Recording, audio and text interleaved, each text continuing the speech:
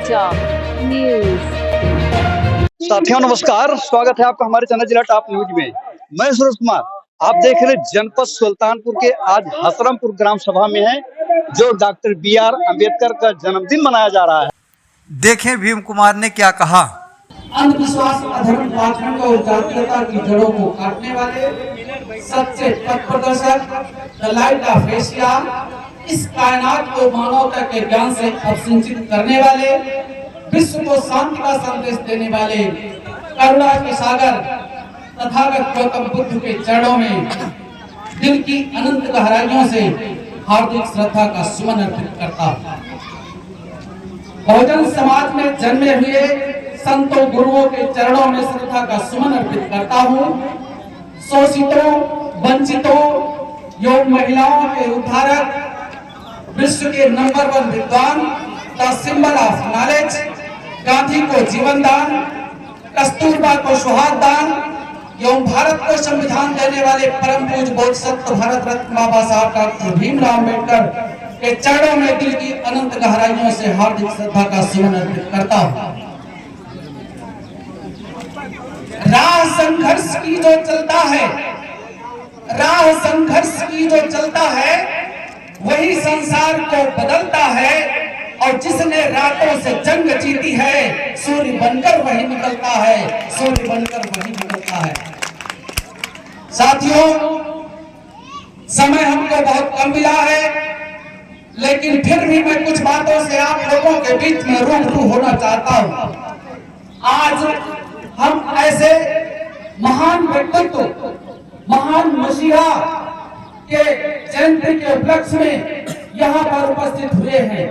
तो सबसे पहले मैं किसी भूमिका में न जाते हुए यहाँ पर आए हुए सभी लोगों का, जो बाबा साहब डॉक्टर भीमराव अम्बेडकर को दिल से मानते हैं, मैं उन सभी लोगों का स्वागत करता हूँ, वंदन करता हूँ, अभिनंदन करता हूँ।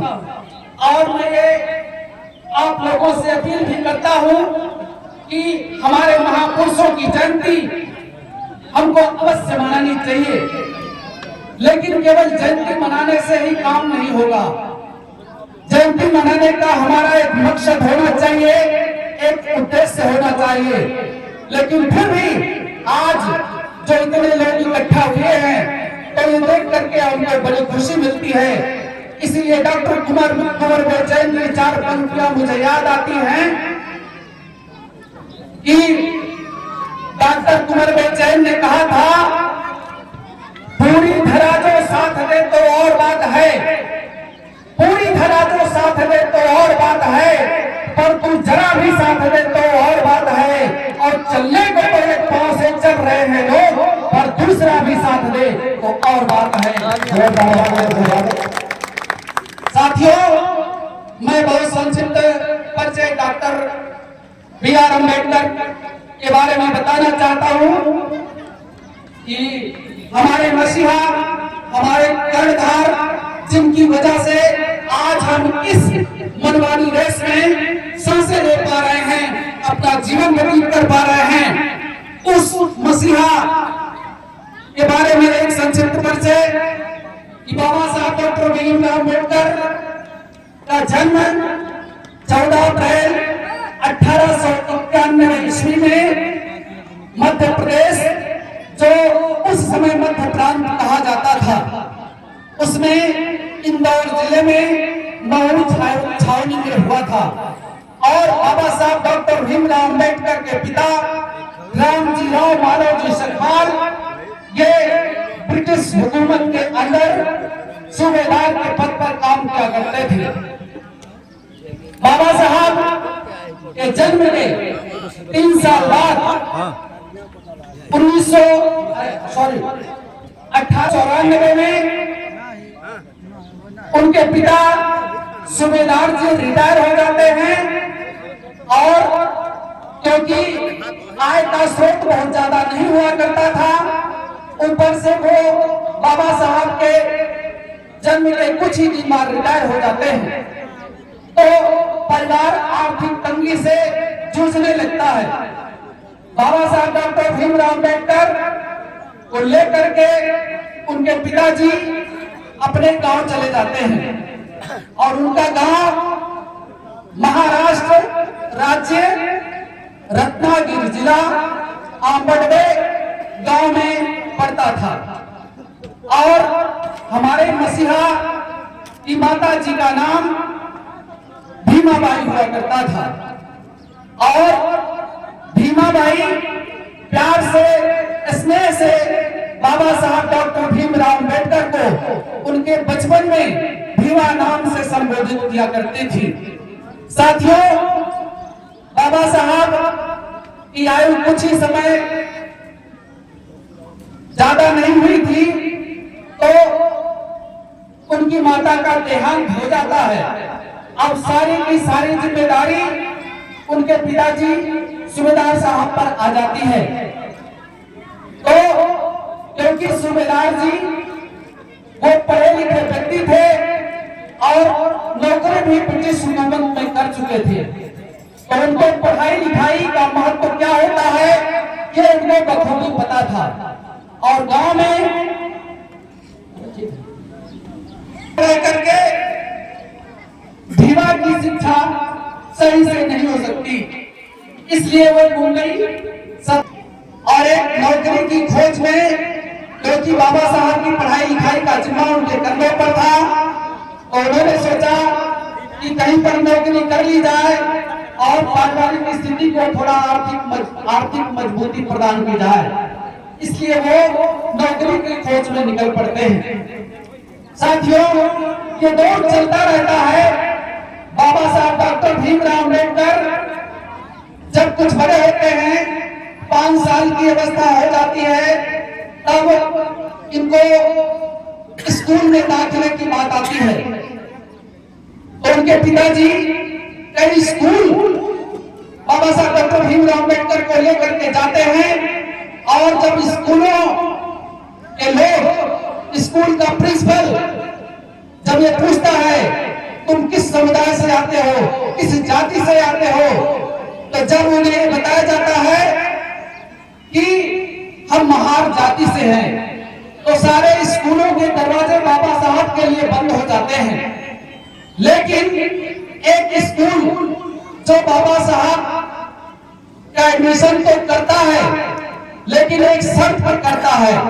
वो शर्त क्या होती है कि एडमिशन तो हम कर लेते हैं, लेकिन ये बच्चा खुद अपनी टाट पट्टी लेकर के आएगा और क्लास के बाहर बैठ करके पढ़ाई करेगा। अगर आपको ये शर्त मंजूर हो तो हम एडमिशन दे सकते हैं। तो बाबा साहब के पिताजी ने उस शर्त को मंजूर कर लिया कि ठीक है, जिसको पढ़ना है उसको कोई रोक नहीं पाएगा। इस बात को सोच करके उन्होंने सोचा कि हम आपकी शर्त मंजूर करते हैं और एडमिशन हो जाता है। साथियों, बाबा साहब उस जगह पर बैठते थे जहां पर अपर कास्ट या तथा कथित उच्च जातियों के बच्चे अपने जूते और चप्पल निकाल के रखा करते थे। बाबा साहब उस जगह पर अपनी छोटी सी टाट पट्टी बिछा करके वहां पर बैठ करके पढ़ाई किया करते थे। एक बार की बात है कि अध्यापक कुछ पढ़ा रहा था और उसने वहां पर बच्चों से कुछ सवाल किया, तो कोई बच्चा हाथ नहीं उठाया, लेकिन बाबा साहब डॉक्टर भीमराव अम्बेडकर वो हाथ उठाते हैं और उस टीचर को दिखता भी है दरवाजे से कि ये जो लड़का है भीमा वो हाथ उठा रहा है, लेकिन उससे वो पूछता नहीं है अध्यापक। तो एक बार की बात होगी, ऐसे दोबारा फिर ऐसे पढ़ाते पढ़ाते वो कोई क्वेश्चन पूछता है बच्चों से, लेकिन कोई बच्चा हाथ नहीं उठाता है, उठाते हैं, लेकिन वो अध्यापक उनसे फिर नहीं पूछता है। तो बाबा साहब उनसे पूछ पड़ते हैं कि सर, जब मुझको उस प्रश्न का उत्तर पता है, मैं हाथ उठा रहा हूं, तो आप मुझसे क्यों नहीं पूछ रहे हो? तो साथियों, क्योंकि मनवादी विचारधारा का व्यक्ति था, वो कहता है कि तुमको इस स्कूल में एडमिशन ही मिल गया है, यही बहुत बड़ी बात है, तुम बैठ जाओ अपने स्थान पर। और बाबा साहब डॉक्टर भीमराव अम्बेडकर ऐसे हालातों में पढ़ रहे थे। और एक बात और बता दूं आप लोगों को, बाबा साहब डॉक्टर भीमराव अम्बेडकर को उस स्कूल में घड़े से जग लेकर के खुद पानी पीने की इजाजत नहीं थी। वो ना तो जग को छू सकते थे और ना उस घड़े को छू सकते थे। छुआछूत इतनी ज्यादा हावी हुआ करती थी। उस स्कूल में चपरासी ऊपर से पानी डाल दिया करता था और बाबा साहब उसको अपनी अंजलि बद्ध करके पानी पिया करते थे।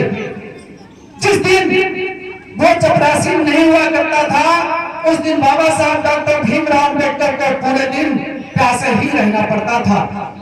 साथियों, जैसे तैसे बाबा साहब डॉक्टर भीमराव अम्बेडकर ने अपनी प्राथमिक शिक्षा पूरी किया।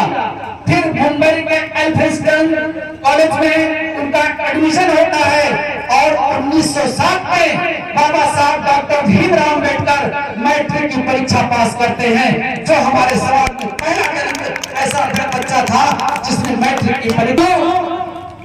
बाबा साहब किसी पार्क में जाकर के पढ़ाई किया करते थे और उसी पार्क में एक दादा केलुस्कर नाम का व्यक्ति वहां पे वो भी पढ़ने के लिए जाया करते थे और घूमने के लिए जाया करते थे। बाबा साहब डॉक्टर भीमराव अम्बेडकर बड़ी लगन के साथ वहां पे पढ़ रहे होते हैं तो केलुस्कर जी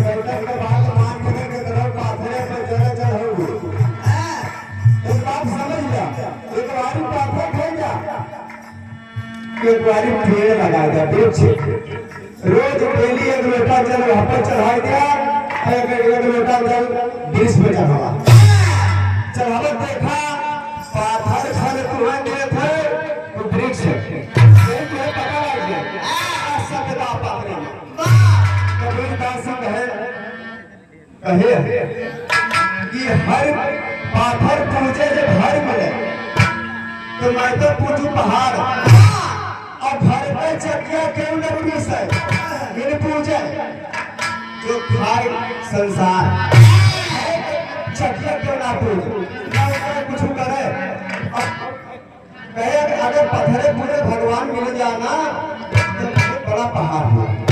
कबीरदास साहब कहेंगे कबीरदास उनके बाणी अगर जब ग्रहण कर लेना तो अंधविश्वास बिल्कुल दूर हो। इसलिए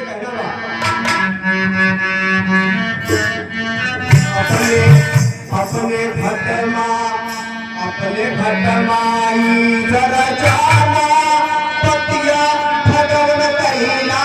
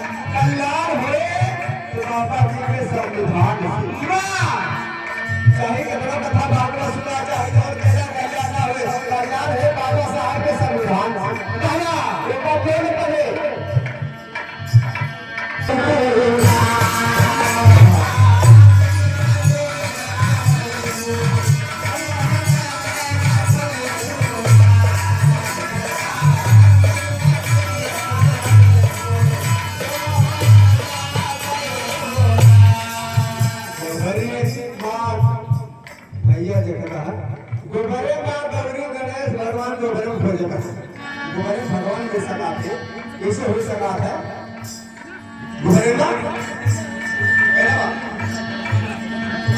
गोबर के गौरी बनवावा गोबरे के गौरी बनवावा माता दिशा की कहावा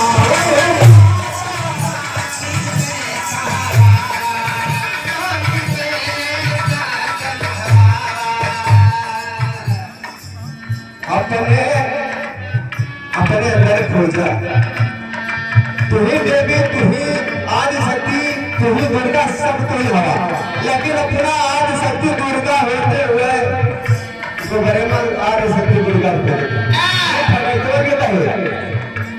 इसलिए पहला बात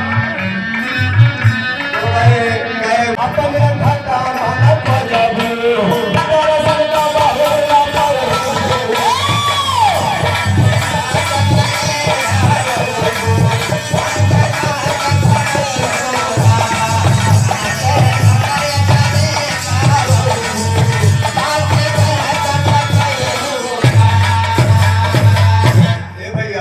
प्राथमिक विद्यालय भसड़ा छात्र संघ बनवाया माता दिशा की कहावा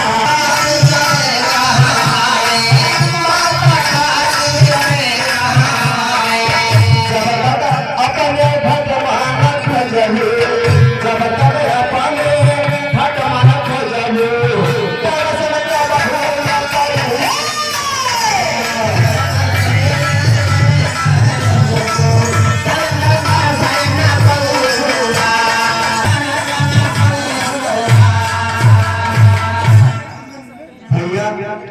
माटी के मूर्ति बनवावा मंत्र फूक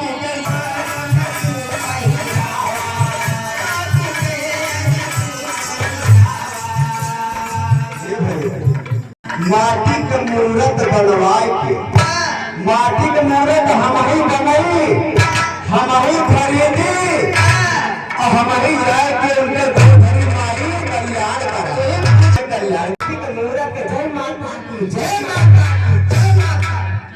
विश्वास यही कहना बात कि माटी के मूर्ति बनवावा मंत्र फूक के क्यों पहिरावा